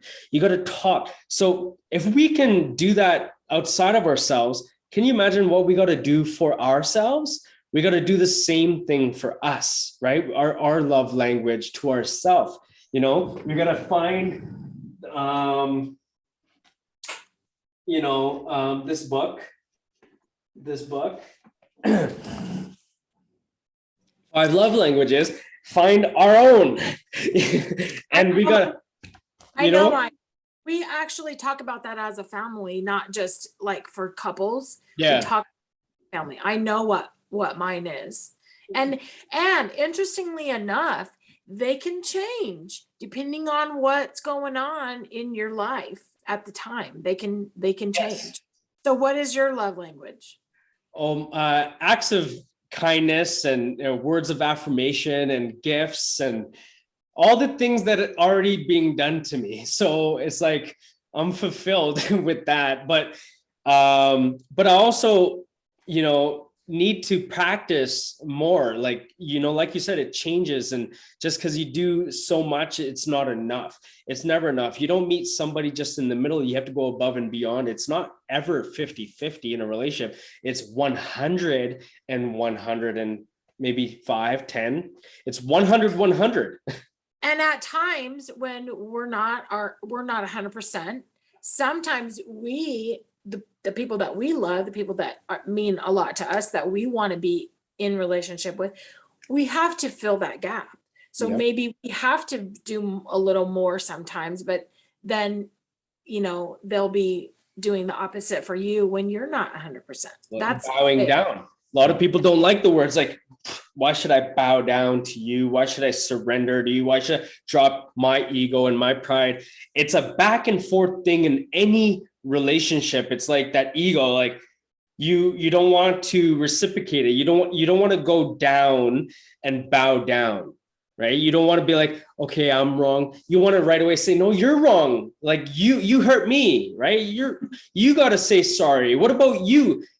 It's like so in those moments, we have to just not justify, not be the victim, and have empathy and love and affection and give the other person what they need. But yes, sometimes you have to hold people accountable, but we got to regulate our emotions. That's why we're doing all this. Like, we got to understand the steps that I have, okay, just so everybody knows, is universal. I'm not going to jump here for you, okay? I'm going to go backwards for you. Because if you want money, if you want me to teach you how to manifest, both of us, we've manifested, right? She knows how to, she's done it. Maybe we can talk and put it into a step for you guys, but I teach it too. And it all starts like this. Say you're angry, resentful, you have depression, anxiety, and you have depression, whatever we are going through right now. And we want to make more money. We want to get, promoted. We want to get noticed at work or, at home. And we're wondering why it's not happening. I'm learning about law of attraction, manifestation. How come this is not happening in this area, whatever the area is? We have to self-reflect, right? We have to look at our own fraudulence. We have to accept, understand, drop our ego and our pride and surrender into it, right? And we gotta, there's actual meditations and steps and stuff that are easy that I'm gonna get to. This is kind of, not being specific and kind of brushing over it, but don't worry, we'll do the meditations and stuff. I want to treat this like my one-on-one coaching, but in like group sessions. But what we have to do is we have to take accountability first, right? And we have to do the work first, right? Then we have to change, build our confidence, our self-love, self-esteem, our image, our self-image, our character, our self-identity. We got to do our mirror work techniques. We got to work so much on everything that we've not done and avoid what we're chasing, because what you want in the universe also wants you. And that's what manifestation is when you do the work, that it will manifest. Right, Tammy? It will just manifest, but we got to do the work, the self-care. So what you have to do is whatever it is that you're going through in your life, recognize it, write it down, and do the internal work, do the internal dialogue, the self-reflection, the understanding, the self-empathy, the love, most important of all, go and look at yourself and say, I wronged you. Look at how many years have gone by that I have not looked you in the eyes and expressed this. We've fucked up. Like I pity what we're going through. Like, I wake up down and out. I wake up sad. I wake up angry. I'm mad all the time. I'm always blaming. Look at yourself in the eyes and look at that fraudulence and take ownership and accountability and say, okay, you know what? I understand, but I love you. And I forgive you. But before love and forgiveness, you have to look it in the face, square in the eyes, and you got to say, I'm wrong. I am doing this. I'm waking up. My mommy's not waking me up. I'm not a toddler, right? I'm waking up. And I'm in control of my thoughts and feelings, and I can recognize it too, because we are the only beings on planet Earth that can think of our own conscious thoughts, and we can invent, we can create, right? So let's start doing that. But I understand, I will hold your hand. and we will give you the baby steps. And I will give you some of my documents, my PDFs, my audios. I'll leave it up in the groups and stuff for you guys to look at. We're going to do all these exercises together. Today is just like a consultation. So you know what? Let's scratch the guided meditation until, we get all of this across. Let's get all of this across, because, when it comes to healing work, I'm sure or if you don't, when it comes to healing and energy work, you don't just show up and do it. There's people who do that, people who paid for that. And the reason why it doesn't work and last long is because we have to defragment everything. You have to understand. I have to get to know the crowd. I have to get to know people. Right? We have to be able to ask more questions. So we need more feedback. We need people asking a lot more questions. Maybe, challenges, like asking me more questions, let's just take our time. Okay. Let's take our time, because it's just day one. I don't want to jump on day one and do a guided meditation and people coming on here and just taking advantage of, just show up just to get a quick meditation. That's not what life is about. You're not a truly authentic person if you don't work on your mind, body, spirit. Everything that we've been talking about, you got to work. You got to do the work on everything. You can't just focus on one thing. You can't just start addressing one thing. We're powerful. We can work on all areas. We got to do this healing holistically. We can't just die. There's a lot of people out there that want without giving, right? And true authenticity comes from giving. When we can give, when we can serve, when we can care, when we can nurture first. So start to do the work first for yourselves, and then the healing will come naturally. And I wouldn't be surprised if a lot of people really take this seriously, how many people start attracting and manifesting, because that is the purpose of mankind. We are all we're all powerful. We all have this ability, but we're just stuck with the hurt. And how do we let it go? And it's not going to happen with just one meditation. It's going to happen by understanding yourself, doing the work before you do the work with me. Mm-hmm. So go in the mirror, wake up consciously aware. When you first wake up in the morning, what is the first thing that you do? You got to evaluate that. Before preparation of going to bed, what is the last thing that you do? Once you can comprehend that, and you're like, okay, well, I swipe through, I'm on TikTok and Facebook and Instagram and YouTube. That's what I do. Honestly speaking, that's what you do, right? Then you say, okay, wow, what do I do to change that? We'll stop that for 1 hour and a half, sacrifice 1 hour and a half before bed. So do everything else before when you're awake, and then when you're getting ready for bed, it's your holy space for your body, for your spirit. So what you should do is direct your mind, command and demand your mind before bed. Listen to a hypnosis meditation, or I recommend all my clients, and all my clients do this, is a guided, not a binaural beats in the beginning. When you become at a higher levels, like for the first 21 days, you're being guided, like I'm going to wake up full of energy. I'm excited. I'm changing my mind. I'm reprogramming my subconscious mind. I no longer live with fear and anxiety. It's guiding you while you sleep. The words is entering your mind for 21 days. Then you're so used to it, then you can listen to binaural beats, because it's below that decimal point where it just enters your subconscious mind. But right now you need to be aware of what's entering your mind, not unaware. Because most people who listen to binaural beats right now, they'll play like crickets or chirping or waterfall. and they won't get the messaging. They'll still be stuck in their head. Make sense? So you have to listen to a guided meditation.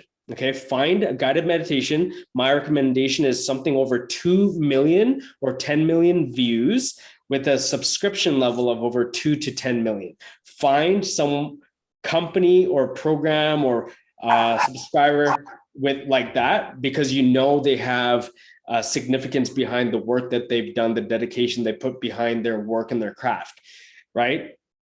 And then play that while you sleep and direct your subconscious mind. You say to your brain, today we're going to sleep. I got to wake up at 7 a.m. or 6 a.m. or whatever a.m. And my intention for life is I'm reprogramming myself. I'm becoming better. I'm anxiety free. I'm anxiety free. I am no longer living with that stigma. I am no longer going to diagnose myself and listen to everybody that has ever told me I am depressed, I'm bipolar, I have schizophrenia. Listen, remember my story.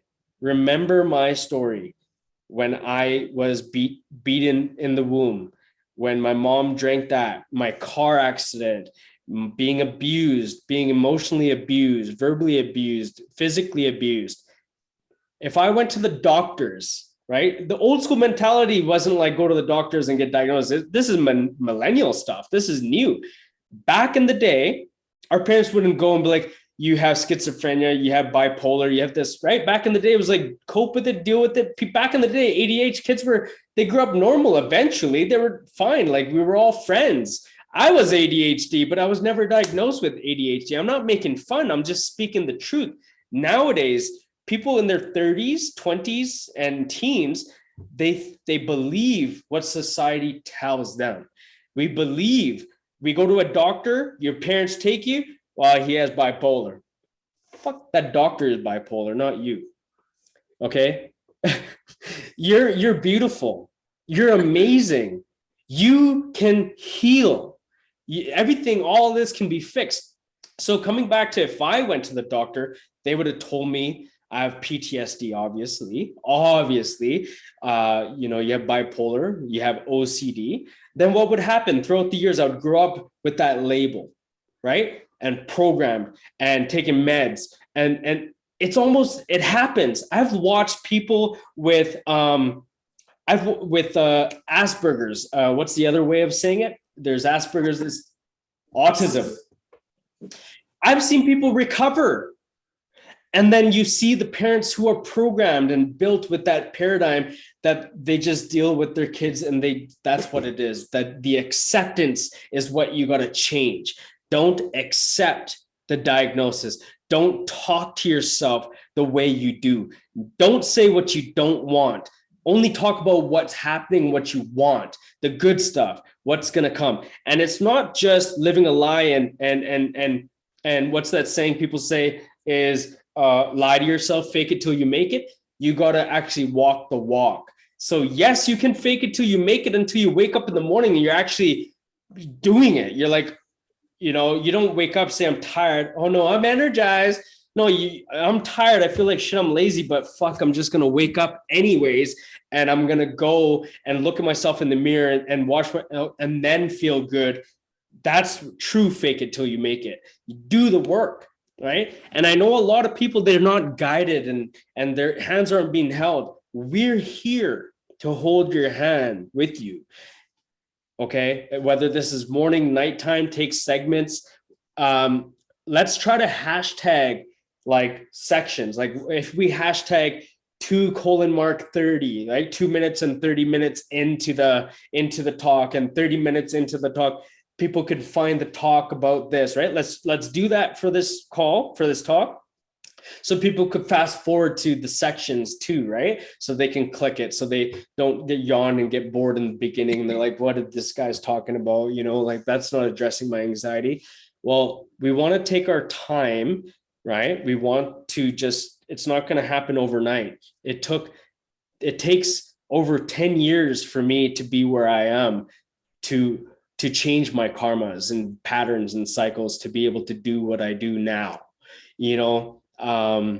and then when the days come where we start talking about manifestation, we'll all do it together. Let's manifest something amazing. We'll do a united healing. We could do it together, right? So, but anything else? Any last things? Because I know we can go on forever, but let's kind of you close it out, and then let's say what are we going to do tomorrow? What people should expect for tomorrow?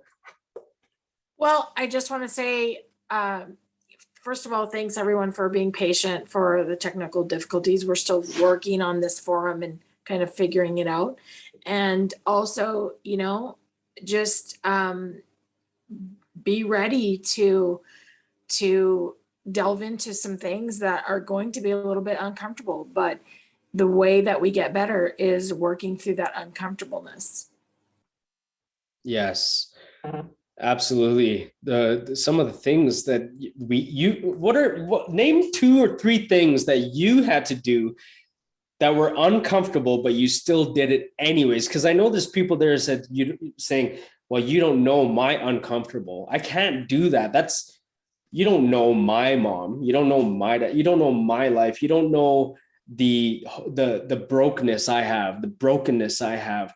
Can you touch on some brokenness for people so they understand what broke feels in a different way? Like maybe you have a different story, but they can relate with the brokenness. Well, it once again goes back, and I did make a post about this in the group. Not long ago, I added addiction to the description, because in my life, when I was a child, and it was probably around middle school age, I'm pretty sure, my stepfather lost his job because of some drinking, and I don't remember all the details, and he's passed away now, but I don't remember all the details, but I do know that he lost his job, and in a condition to returning to work was he had to go to court-ordered AA. And not only did he have to do that, but his whole family, so me, my sister, my mother, had to also go to whatever corresponding groups and sessions were available at the time. And I remember as a kid saying, I'm not the asshole that's doing this to the whole family. I don't drink. It was taking me away from my homework. It was taking me away from my friends. It was taking me away from, whatever I wanted to do.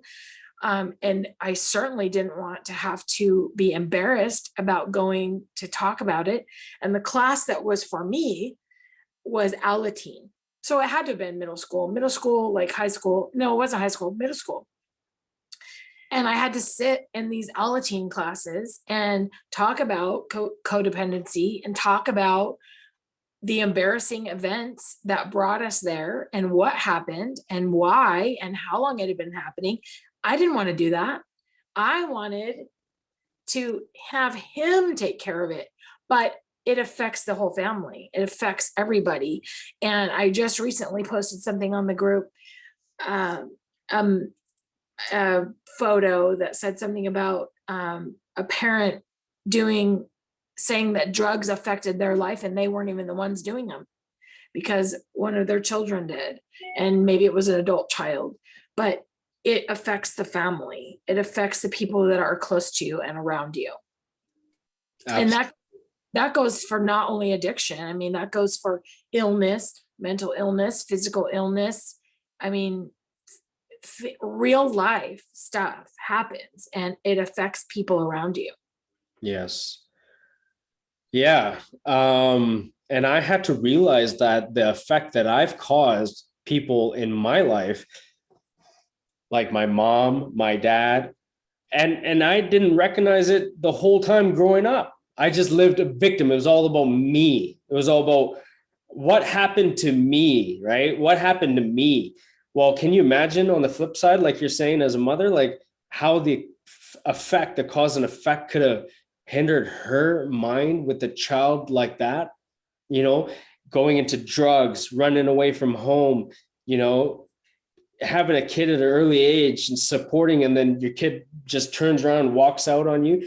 It's a two-way street. It's a two stories to there's as many freaking perspectives. I've gone to group counseling, anger management group therapy lessons. It was a course, 10 weeks with 20 plus men and 20 plus women. And the first one I intentionally wanted to.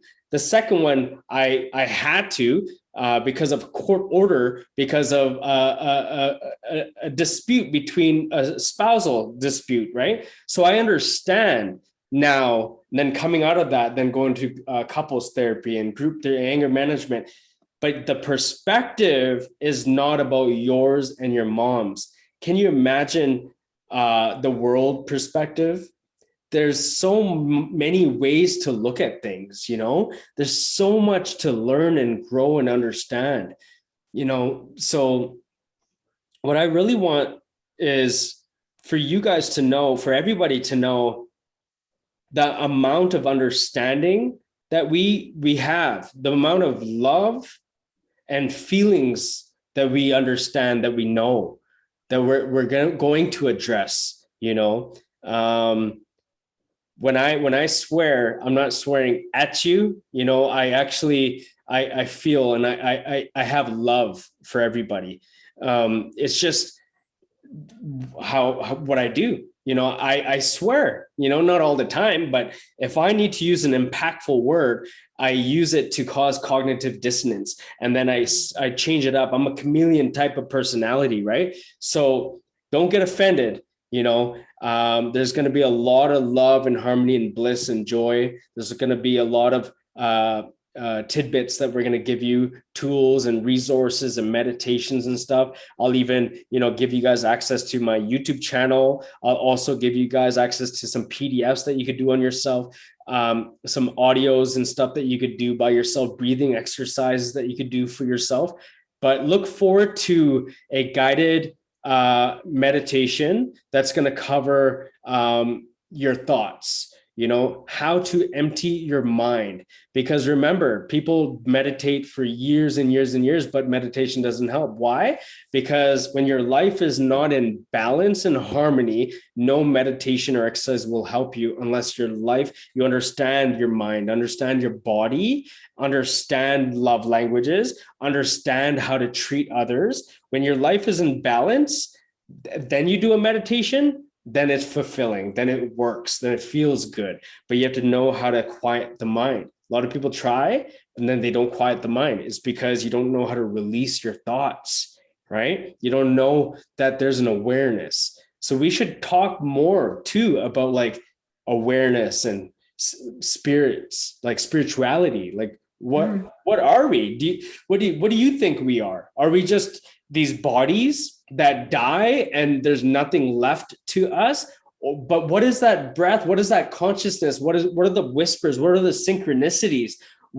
How does everything line up? Like there must be people on here that don't understand that, right? Probably.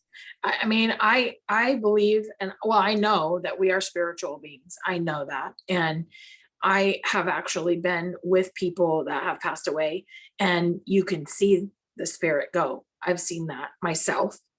And actually, our house was built in 1895, and there have been spiritual things that have happened here. And I've seen apparitions.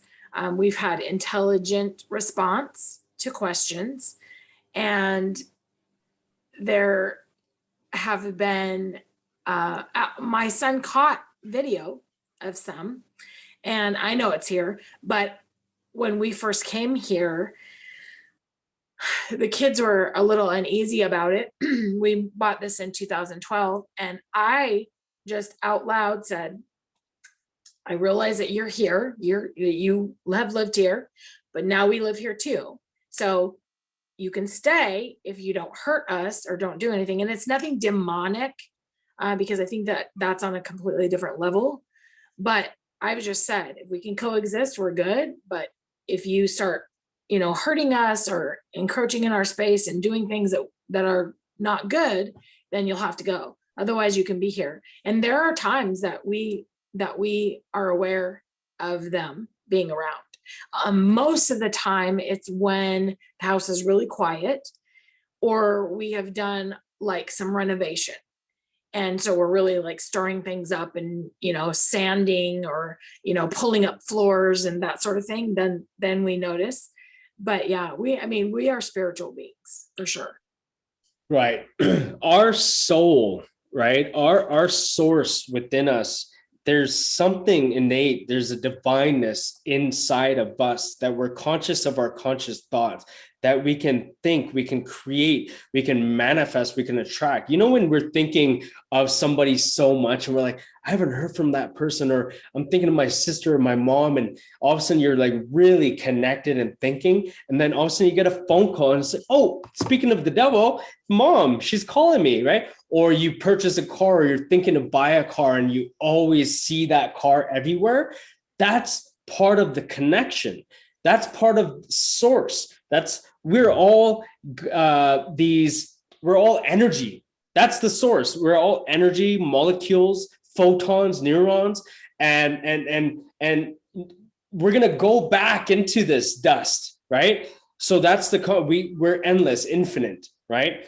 And that's what I'm talking about. I'm talking about that I've also encountered spiritual beings and that kind of stuff. I've seen it, and I understand when my cousin, my grandfather passed away, when you go attend the funeral and stuff, you can feel an energy, or sometimes you see their source around and stuff like that. But I want people to relate on a different level. I don't want them to get spooked out with that stuff. I want them to understand, like, what is our essence? What is that voice inside? And how do you tap into that?